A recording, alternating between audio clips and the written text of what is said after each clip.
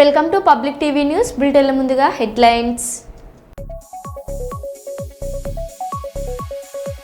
రాష్ట్ర వ్యాప్తంగా అంగన్వాడీల చెలో సెక్రటేరియట్ పిలుపు.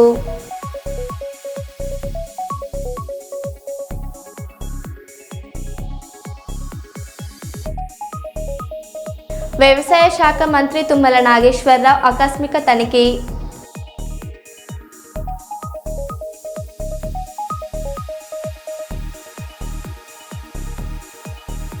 మంత్రి పొన్నం ప్రభాకర్తో కలిసి శ్రమదాన కార్యక్రమంలో పాల్గొన్న వెలిచాల రాజేందర్రావు.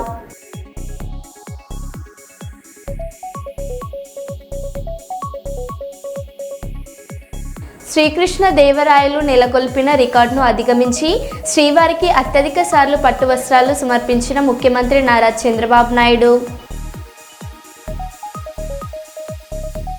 విజయవాడ దుర్గమ్మను దర్శించుకున్న ఉపరాష్ట్రపతి సిపి రాధాకృష్ణన్.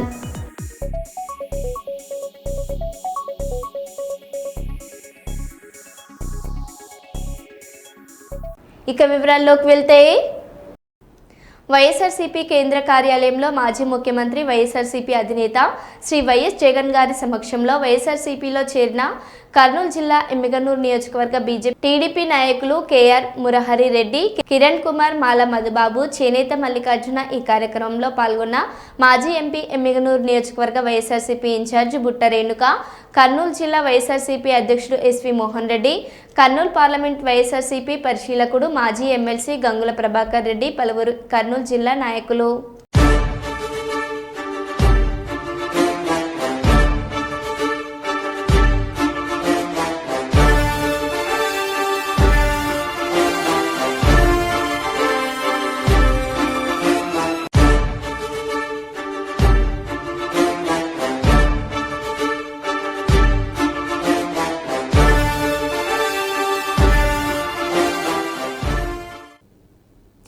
పార్టీకి ద్రోహం చేసిన ఎంపీపీ వైఎస్ఆర్సీపీ అదోని పట్టణ ఉపాధ్యక్షులు చంద్రకాంత్ రెడ్డి విలేకరుల సమావేశంలో మాట్లాడుతూ, అదోని నియోజకవర్గంలో ఉన్నటువంటి వైఎస్ఆర్సీపీ తరపున గెలిచిన ఎంపీపీ దానమ్మ ప్రజల అభిమానం పొంది అటు ప్రజలకు ఇటు పార్టీకి ద్రోహం చేస్తూ కూటమి ప్రభుత్వంలో చేరడం జరిగింది. ప్రజలతో ఎన్నుకోబడ్డ ఎంపీపీ పార్టీకి ప్రజలకు నష్టం కలిగేలా నడుచుకోవడం పట్ల మేము అందరం కలిసి నియోజకవర్గంలో ఉన్నటువంటి ఎంపీటీసీలు అందరూ కలిసి సబ్ కలెక్టర్కి వినతి పత్రం ఇస్తూ అవిశ్వాస తీర్మానం పెట్టడం జరిగింది. ఈ కార్యక్రమంలో వైఎస్ఆర్సీపీ తరపున గెలిచిన ఎంపీటీసీలు పాల్గొన్నారు.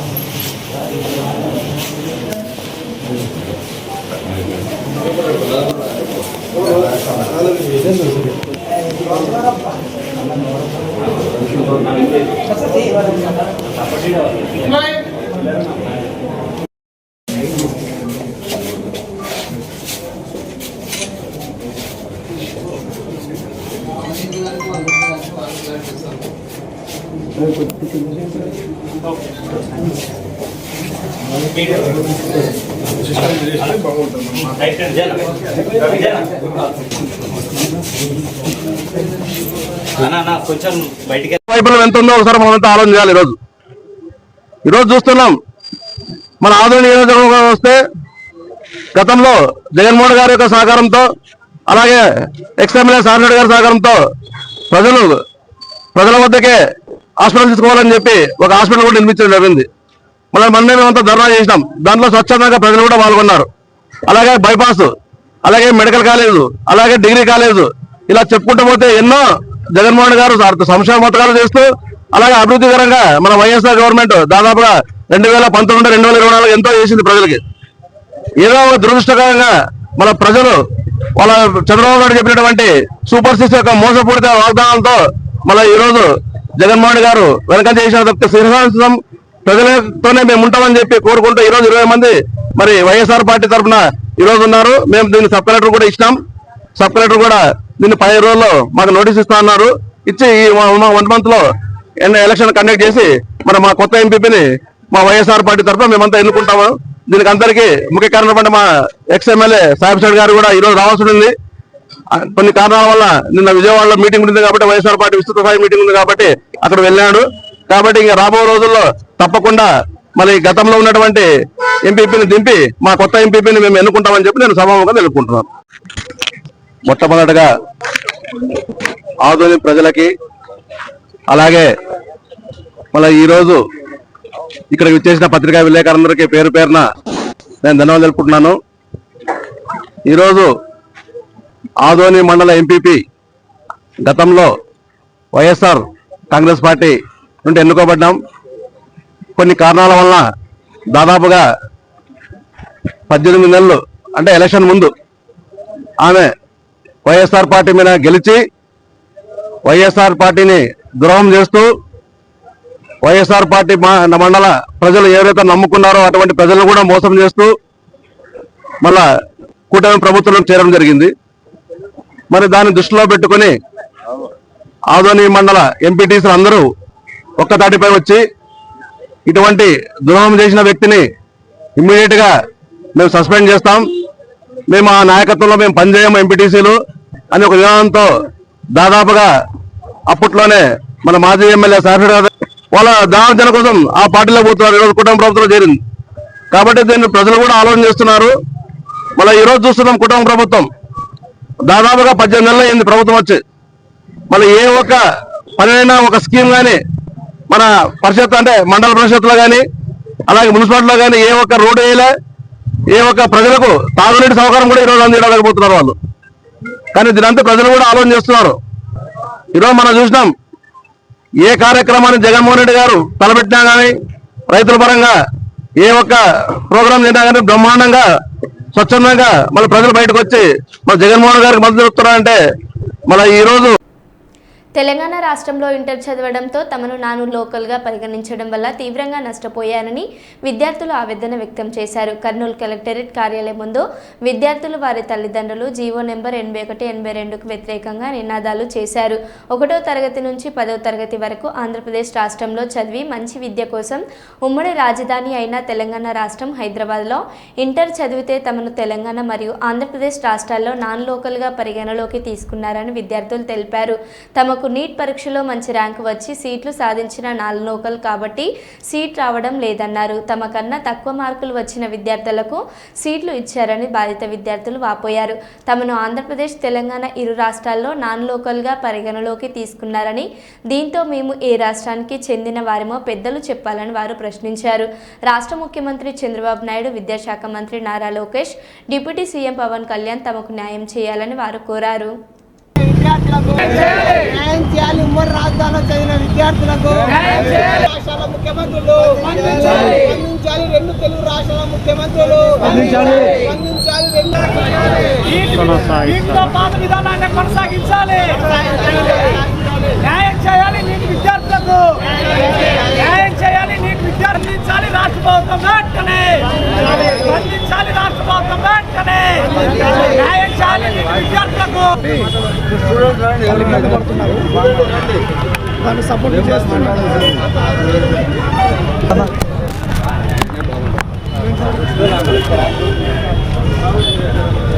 సీట్లను కేటాయించాలి. తెలంగాణలో జరిగిన విద్యార్థులకు ఆంధ్రప్రదేశ్లోని సీట్లను తెలంగాణలో జరిగిన విద్యార్థులు రాష్ట్ర ప్రభుత్వం వెంటనే రాష్ట్ర ప్రభుత్వం వెంటనే విద్యార్థులకు న్యాయం చేయాలి.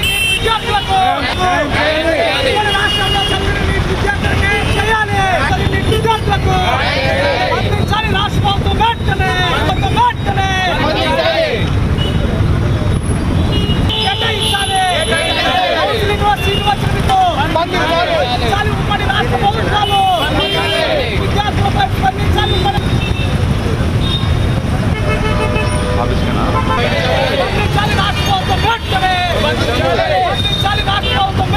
మేము అందరం కూడా చిన్నప్పటి నుంచి పుట్టింది పెరిగింది 1th to 10th క్లాస్ మేము ఆంధ్రాలోనే పుట్టాము, పెరిగాము, చదువుకున్నాం కూడా. జస్ట్ ఇంటర్ మాత్రమే బెటర్ చదువుల కోసం అని చెప్పేసి కామన్ క్యాపిటల్గా ఉన్న టైంలో తెలంగాణ ఆంధ్ర మేము హైదరాబాద్కి తెలంగాణకు వెళ్ళి చదవడం జరిగింది, జస్ట్ ఇంటర్ మాత్రమే. అలాంటి టైంలో మాకు ఈ జీవో గురించి తెలియదు. మా రిజల్ట్ వచ్చి మేము చాలా హార్డ్ వర్క్ చేసి నీట్ రిజల్ట్ వచ్చిన తర్వాత సీట్ వస్తుంది అన్న ఆనందం టైంలో మాకు ఇలా జీవో 25 అనే రూల్ సడన్గా పెట్టి మాకు 80, 81, 82 అనే రూల్స్ సడన్గా పెట్టి మాకంటే తక్కువ వాళ్ళకి సీట్ వచ్చింది, కానీ మేము జస్ట్ నాన్ లోకల్ అనే స్టేటస్ మాకు ఇవ్వడం జరిగింది. దానివల్ల మేము ఇంత కష్టపడి 2 ఏళ్ళు కష్టపడిన మా కష్టం, మా అమ్మ నాన్న కష్టం, ఎంతో కష్టపడి అన్ని లక్షలు పెట్టి చదివించి మొత్తం వేస్తే ఇప్పుడు మా ఇంత బాధని మీకు చెప్పాలనే వచ్చినాం ఇక్కడ. ఈ జస్ట్ 2 ఇయర్స్ మేము బయట చదవడం వల్ల మేము నాన్ లోకల్ అయితే ఇండియాలో మేము ఎక్కడ లోకల్ అవుతాము? మరి మేము ఎక్కడ లోకల్ ఉండాలి? ఇండియాలో ఉండాలా ఉండద్దా మీరే చెప్పాలి మాకు. ఇక్కడ ఉన్న వాళ్ళందరికీ 80,000, 90,000 అంత మంచి ర్యాంకులు వచ్చి కూడా సీట్ రాకుండా పోవడం చాలా అన్యాయం. నీట్ సీట్ ఎంత ఖరీదైందో ఎంత విలువైందో మీ అందరికీ తెలిసిందే. మరి అలాంటిది మాకు ఇంత అన్యాయం జరుగుతున్నప్పుడు ఎందుకు అందరూ సైలెంట్గా ఉన్నారు? ఎందుకు ముఖ్యమంత్రి వారు ఎవరు చెప్తలేరు, ఎవరు వస్తలేరు ముందరికి? ఇంత కష్టం పడుతున్నాం మేము. సో మేము చంద్రబాబు నాయుడు గారిని, లోకేష్ గారిని, పవన్ కళ్యాణ్ గారిని మా సమస్యను చూసి పరిష్కరించాల్సిందిగా చాలా కోరుకుంటున్నాము.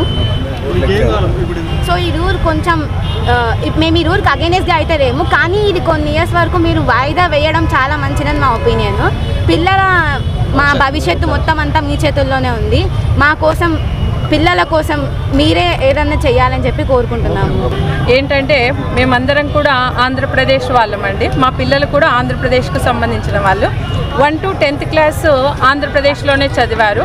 సో కామన్ క్యాపిటల్గా ఉన్న హైదరాబాద్ ఏదైతే చంద్రబాబు నాయుడు గారు డెవలప్ చేశారో అలాంటిది మా రాయలసీమకు దగ్గరగా, ట్రాన్స్పోర్టేషన్కి అన్నిటికీ దగ్గరగా ఉండడం వలన మేము అలాంటిది ఒక కాజ్ తెలంగాణలో చదివారు. మేము ఎక్కడో కర్ణాటక, తమిళనాడు ఇక్కడ చదవలేదు సార్, ఓన్లీ తెలంగాణలో చదివాము.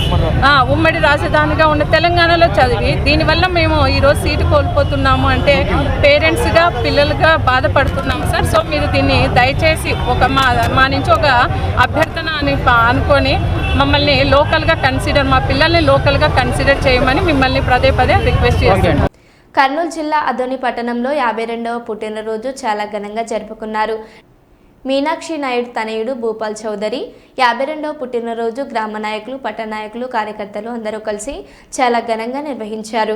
పుట్టినరోజు వేడుకలు భూపాల్ చౌదరికి సన్మానించి పూలమాలలతో సత్కరించడం జరిగింది. అంతులేని అభిమానంతో గ్రామంలో, పట్టణంలో అభిమానులు వచ్చి పండుగ వాతావరణంలో నెలకొంది. పండుగ వాతావరణంలో ఇలాంటి పుట్టినరోజులు మరెన్నో జరుపుకోవాలని, ఇలాగే 100 ఏళ్లు ఆరోగ్యంతో కలకాలం ఉండాలని, అన్న అని వచ్చిన ప్రతి ఒక్కరికి న్యాయం జరిగేలా చూసే దానగుణం ఉన్న దేగల మహారాజు పుట్టినరోజు వేడుకలు మేము చాలా సంతోషంగా ఉందని జనసేన పార్టీ ఇన్ఛార్జ్ ఎన్ మల్లప్ప, వెంకటేష్ చౌదరి, మారుతి నాయుడు, టౌన్ అధ్యక్షులు తిమ్మప్ప, మండల అధ్యక్షులు శివన్న, పెద్ద తుమ్మలం, షరీఫ్, నర్సప్ప, వెంకటరమణ, టీడీపీ కార్యకర్తలు, అభిమానులు తెలిపారు.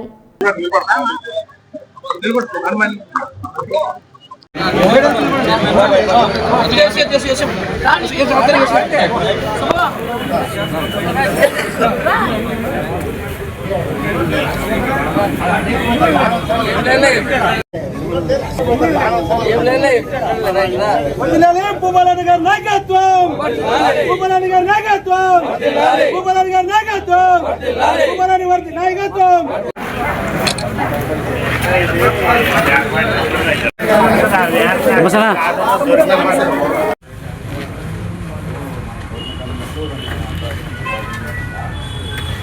ఈరోజు మా యువ నాయకులు, Adoni Telugu Desam party youth icon మా అన్న అయినటువంటి భూపాల్ చౌదరి అన్న గారి జన్మదిన శుభాకాంక్షలు తెలియజేస్తూ, ఈరోజు అన్న జన్మదినం అంటే ఒక ప్రత్యేకత.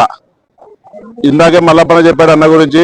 ఎక్కువ విషయాలు ఆల్రెడీ ఆదోన్లో ప్రతి ప్రజానికానికి తెలుసు. భూపాల్ అన్న అంటే ఆయన ఎట్లా ఉంటాడు, ఏం కథ అనేది. ఆయనకు ఒకటే, రాజకీయాల్లో పదవులతో అవసరం లేదు, అధికారంతో అవసరం లేదు. ఒకటే, ప్రతి పేదలకు కానీ, కార్యకర్తలకు కానీ, జనాలకు కానీ ఎక్కడైనా ఏదైనా సమస్య ఉందంటే ఆ సమస్యకు ముందుండి పోరాడి ఆ సమస్యను తీర్చగలిగిన వ్యక్తి మా భూపాల్. అధికారాలు శాశ్వతం కాదు, పదవులు శాశ్వతం కాదు, వ్యక్తే శాశ్వతం. ఇక్కడ ఆ వ్యక్తి, అలాంటి వ్యక్తి మా భూపాల్ అని చెప్పి తెలియజేస్తున్నాం. ఈ బర్త్డే వేడుకలో ఘనంగా జరుపుకున్నందుకు అందరికీ కూడా ఇక్కడికి వచ్చినటువంటి తెలుగుదేశం పార్టీ నాయకులు, కార్యకర్తలు, అలాగే ఇతర పార్టీల నాయకులు, కార్యకర్తలు, అలాగే జనసేన పార్టీ ఇన్ఛార్జ్ మల్లప్పన్న గారికి అందరూ కూడా మా తరఫున ప్రత్యేక ధన్యవాదాలు తెలియజేస్తున్నాం. అలా ఈరోజు మేమందరూ గర్వంగా చెప్పుకునే మా మిత్రుడు, ఆదోని నియోజకవర్గ ప్రజలకు ఆప్తుడు, కష్టాల్లో ఉన్నటువంటి వాళ్ళకు ఆపద్బాంధవుడు, రాజకీయాలకు అతీతంగా స్నేహానికి విలువ ఇచ్చేటువంటి వ్యక్తి, ప్రేమకు చిరునామా అయినటువంటి నా brother cum friend Bhupal Chowdary అన్న గారికి ఆదోని నియోజకవర్గ ప్రజల తరపున, జనసేన పార్టీ తరపున, మెగా పవర్ స్టార్ అభిమానుల తరపున, ఇక్కడ ఉన్నటువంటి నా స్నేహితులు బంధుమిత్రుల తరపున హృదయపూర్వక జన్మదిన శుభాకాంక్షలు తెలియజేసుకుంటున్నాం.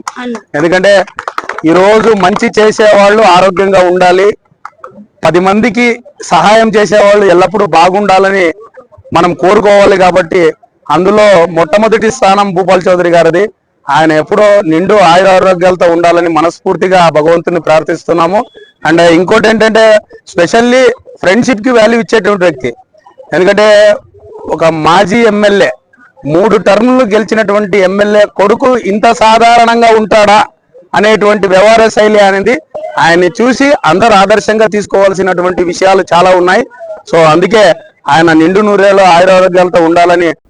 40 మంది రైతులపై కేసు నమోదు చేసిన పోలీసులు మహబూబాబాద్ జిల్లా కేసముద్రం మండలం నారాయణపూర్ గ్రామంలో ఎన్నో ఏండ్లుగా సాగు చేసుకుంటున్న తమ భూములను పట్టా చేయాలని కలెక్టరేట్ కార్యాలయం ముందు రహదారిపై బైఠాయించిన రైతులు కలెక్టరేట్ కార్యాలయ ఉద్యోగుల విధులకు ఆటంకం కలిగించారని, భారీ ట్రాఫిక్ జామ్ వల్ల వాహనదారులు ఇబ్బందులు పడ్డారని రైతులపై కేసు నమోదు చేసిన పోలీసుల అనుమతితోనే రాస్తారోకో చేసినప్పటికీ తమపై అక్రమంగా కేసు నమోదు చేశారని వాపోతున్న రైతులు.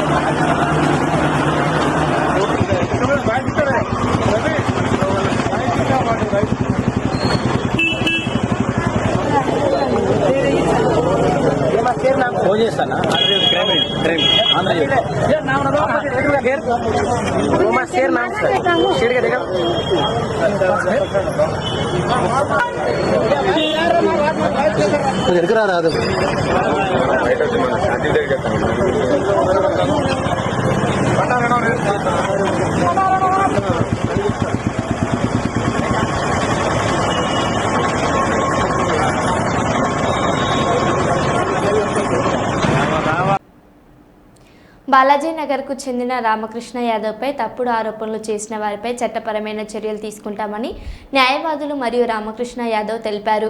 కర్నూలు కలెక్టరేట్ కార్యాలయం ముందు వారు తప్పుడు ప్రచారం చేస్తున్న వ్యక్తులకు వ్యతిరేకంగా నిరసన తెలిపారు.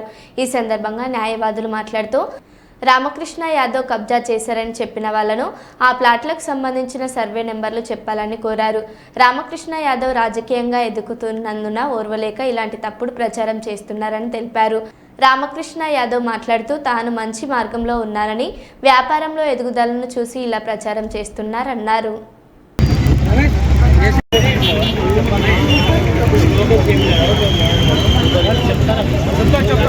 నెల 22వ తారీఖు ఆంధ్రజ్యోతి పేపర్ నందు ఒక వాక్యం వేసినారు.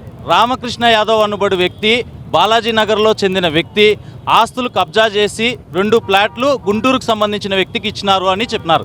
ఆమె అన్నారు. ఆమె అంటే ఎవరు? రెండోది సర్వే నంబరు, ప్లాట్ల నంబరు ఏది కూడా మెన్షన్ చేయలేదు అని అంటే, ఇప్పుడు ఆస్తి కబ్జా చేసినారు అని అంటే ఖచ్చితంగా ప్లాట్ల నంబర్ వేయాలి కదా, సర్వే నంబర్ వేయాలి కదా, ఎవరు ఆస్తి కబ్జా చేసినారు అనేది కూడా పేరు రాయాలి కదా. ఎవరు ఆస్తి కబ్జా చేసినారనే పేరు రాయలేదు అంటే ఇప్పుడు రామకృష్ణ యాదవ్ ఎదుగుదల ఆపాలి. ఇది ఇక్కడ సమస్య. ఇప్పుడు రామకృష్ణ యాదవ్ బుద్ధ మార్గంలో నడిచే ఒక గొప్ప వ్యక్తి. ఆయన వీలునామా ద్వారా సంపాదించుకున్న ఆస్తులు ఇవి. కష్టపడి రామ్మోహన్ రావు అనేవాడు వ్యక్తికి అన్నం పెట్టి పిల్లలు నూకితే అతని బాగోగులు చూసుకొని, ఆరోగ్య పరిస్థితులు చూసుకొని ఇతగాడికి మెప్పి ఒప్పి ఆస్తులు రాసిస్తే సరే, ఆ వీలునామా రిజిస్టర్డ్ అన్రిజిస్టర్డ్ అయినా సరే దానికి హక్కు ఉంది. ఆ ద్వారా ఆస్తులు సంపాదిస్తే కేవలము కొంతమంది ఓర్చలేక ఈయన మీద ఇటువంటి దుష్ప్రచారణ చేస్తున్నారు. కాబట్టి ఇటువంటి దుష్ప్రచారణ ఇంకొకసారి జరగకూడదు అని అంటే ఇప్పుడు రామకృష్ణ యాదవ్ హెచ్ఆర్సీలో కూడా ఒక కంప్లైంట్ ఇచ్చినాడు. రెండోది హెచ్ఆర్సీ అంటే హ్యూమన్ రైట్స్ కమిషన్. రెండోది కోర్టులో కూడా already suit for permanent injunction వచ్చింది. ఎప్పుడు 2020 386/2020 OS number already suit for permanent injunction వచ్చింది. ఇంజంక్షన్ ఎప్పుడు గ్రాంట్ చేస్తారు? అన్ని సాక్ష్యాధారాలను బట్టి కోర్టు వారు ఇంజంక్షన్ గ్రాంట్ చేస్తారు. తర్వాత ఓఎస్ 175/2019 పర్మనెంట్ ఇంజంక్షన్ గుంటూరుకు చెందిన వ్యక్తికి ఇది యొక్క ఆస్తి కబ్జా చేసి ఇచ్చినారు అని అంటున్నారు. ఆ యొక్క గుంటూరుకు సంబంధించిన వ్యక్తి పేరు ప్రసాదరావు. ఆయనకు రిజిస్టర్డ్ లీజ్ డీడ్ గుర్తు ఉంది. పేరు రామకృష్ణ యాదవ్. నాకు వీలునామా ద్వారా మామిదాలపాడులో కొన్ని ఆస్తులు వచ్చాయి రామ్మోహన్ రావు గారి నుండి. తర్వాత సుంకన్న గారి నుంచి నేను కొన్ని ఆస్తులు కొన్నాను.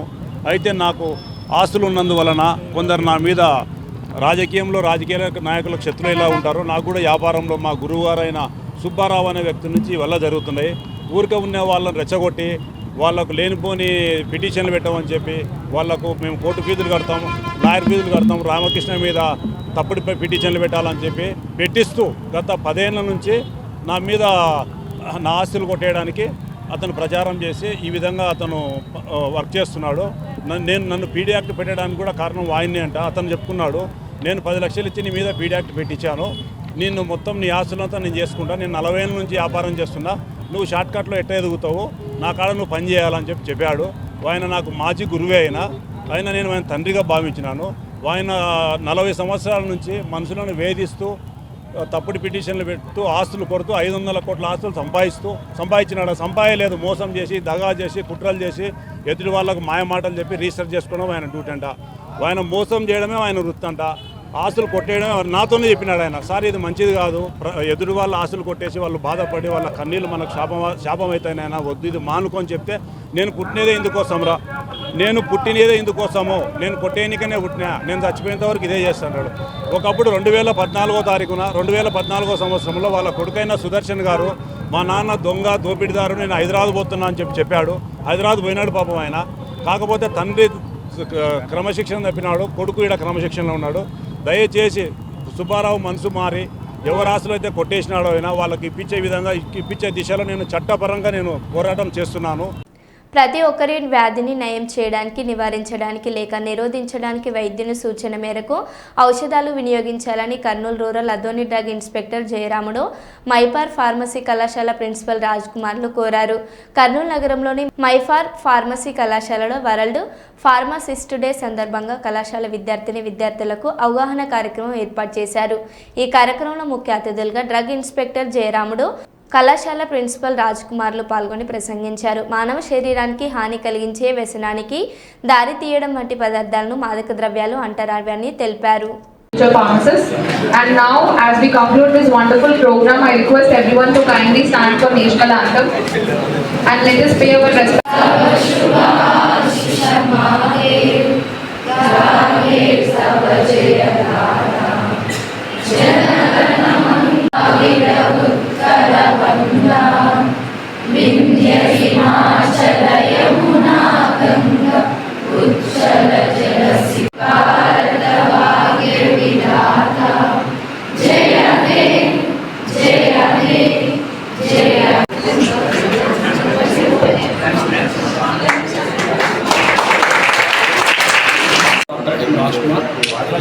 మైఫార్ కాలేజ్ ప్రిన్సిపల్ చేస్తున్నాను. ఈరోజు ఫార్మసిస్ట్ డే సందర్భంగా మేము కండక్ట్ చేసిన కొన్ని యాక్టివిటీస్ మేము కండక్ట్ చేసాము. దాంట్లో పిల్లలందరూ చాలా చక్కగా పార్టిసిపేట్ చేశారు. అన్ని రకాల ఎగ్జిబిషన్స్ ఇలా ఇవన్నీ చేయడం ద్వారా వాళ్ళ యొక్క గొప్పదనాన్ని, వాళ్ళ యొక్క ఫ్యూచర్ డెవలప్మెంట్ని వాళ్ళు డెవలప్ అవడానికి ఎంతో ఉపయోగపడేలా చేశారు. దీనికి అంతా పిల్లలకు అర్థమయ్యేలా చెప్పడం కోసం మన కర్నూలు డ్రగ్ ఇన్స్పెక్టర్ గారిని మేము రిక్వెస్ట్ చేయగా కర్నూలు డ్రగ్ ఇన్స్పెక్టర్ గారు జయరామ్ గారు మా రిక్వెస్ట్ని యాక్సెప్ట్ చేసి మా కాలేజీకి వచ్చినందుకు ధన్యవాదాలు తెలుపుకుంటున్నాము. ఈ అవకాశం మాకు ఇచ్చి మా పిల్లల్ని డెవలప్ చేయడానికి మంచి మాటలు చాలా చెప్పి వాళ్ళు గొప్ప వాళ్ళగా వాళ్ళు మలుచుకోవడానికి వాళ్ళకి అవకాశం ఇచ్చారు. సో అలానే ఈ అవకాశాలన్నీ మాకు కలెక్ట్ చేస్తున్నటువంటి సతీష్ సార్ని, స్టెల్లా మేడంని మేము ధన్యవాదాలు తెలుపుతున్నాము. ఈ కాలేజీలో ఉన్న ప్రతి ఒక్క పిల్లలు మంచిగా చదువుకొని డెవలప్ అవ్వాలని చెప్పి మేము డెవలప్మెంట్ కోసం మేము చేసే ప్రతి పనుల్లో మాకంతా సహాయం చేస్తున్నారు. ప్రతి ఒక్కరికి ధన్యవాదాలు. Thank you. Doctor M Rajkumar, principal మహిళ. Mother Teresa institute of pharmaceutical research college వాళ్ళు నన్ను ఇక్కడికి గెస్ట్గా పిలవడం జరిగింది. ఈరోజు ఈ ప్రోగ్రాంలో ఫార్మసిస్ట్ యొక్క importance in health care system, అంటే ఒక పేషెంట్ హెల్త్ను ప్రొటెక్ట్ చేయడంలో ఫార్మసిస్ట్ రోల్ ఎలా ఉంటుంది, అంటే డ్రగ్స్ డిస్కవరీ నుంచి డ్రగ్స్ పేషెంట్కు మార్కెట్లో అందే వరకు ఫార్మసిస్ట్ బ్యాక్ ఎండ్ నుండి ఎంత కష్టపడతాడు, అతని యొక్క ఇంపార్టెన్స్ రోల్ ఏంటి, అతని యొక్క